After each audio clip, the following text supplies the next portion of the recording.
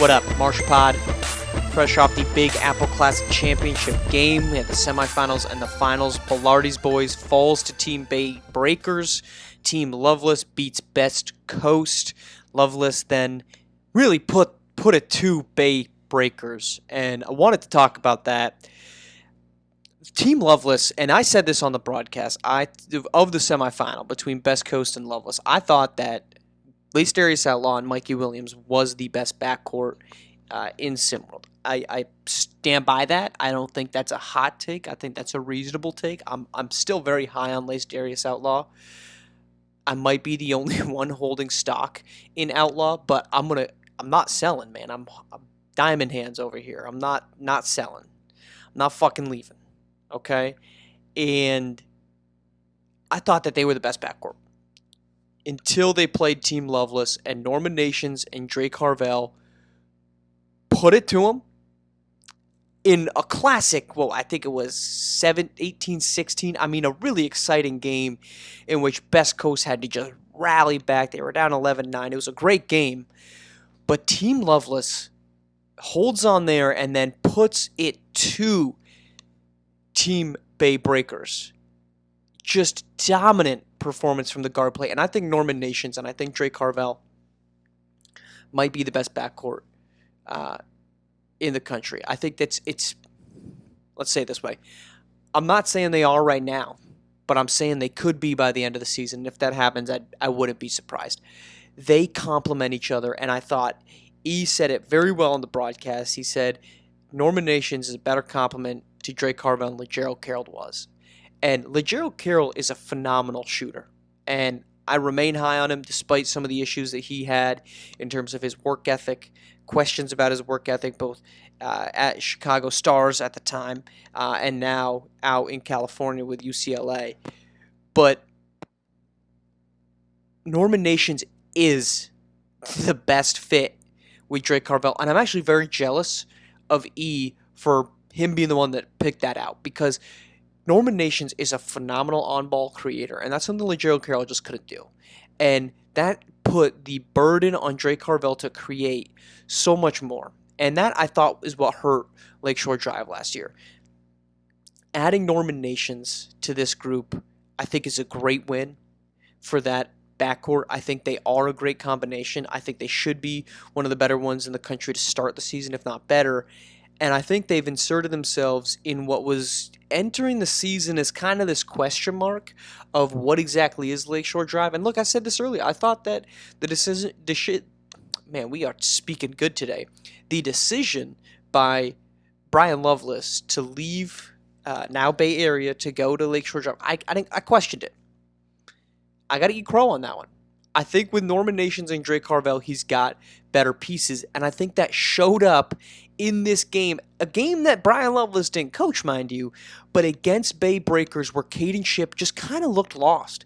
As the game was getting away from them, Caden Shipp did not go out there and make an impact to get the game back to the place that Bay Area needed it. And it kind of underscores the point of why Brian Loveless decided to leave. And I'm going to, we're going to make some takes on here. We're going to get some right. We're going to get some wrong.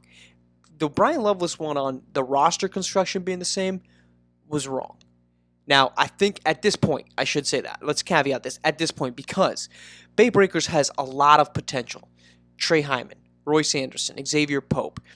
Head coach Trey Pope did not inherit, and he hasn't established, a bad basketball team. Now, Xavier Pope, Trey Hyman, we always have to caveat this.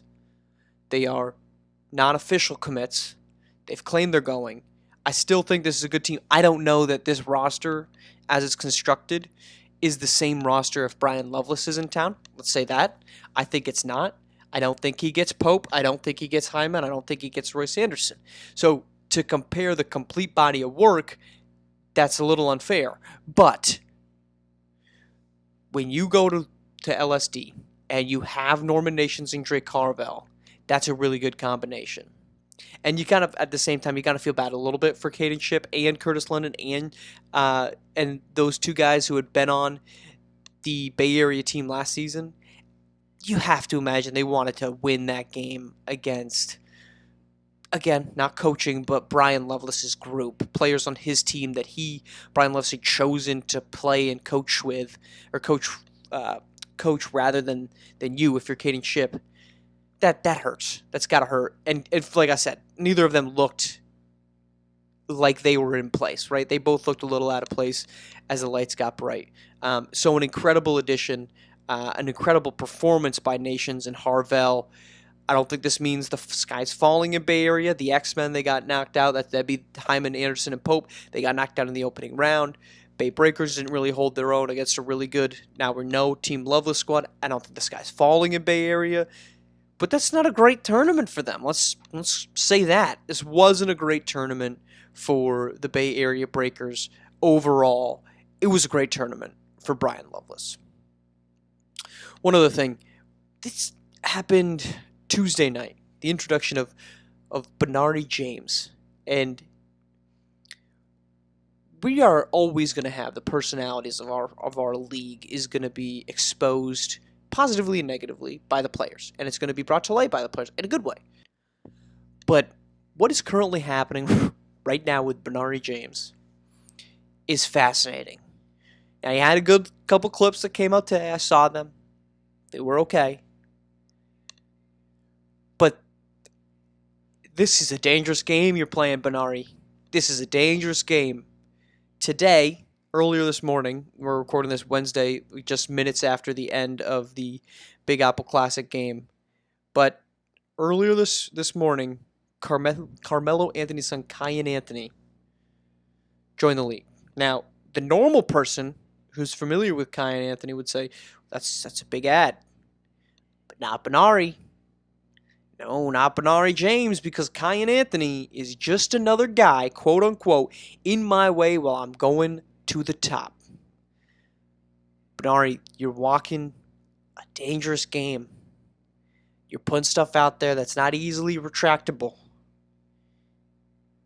You damn well better hope you're as good as you're saying, because the target on your back grows bigger and bigger every single day.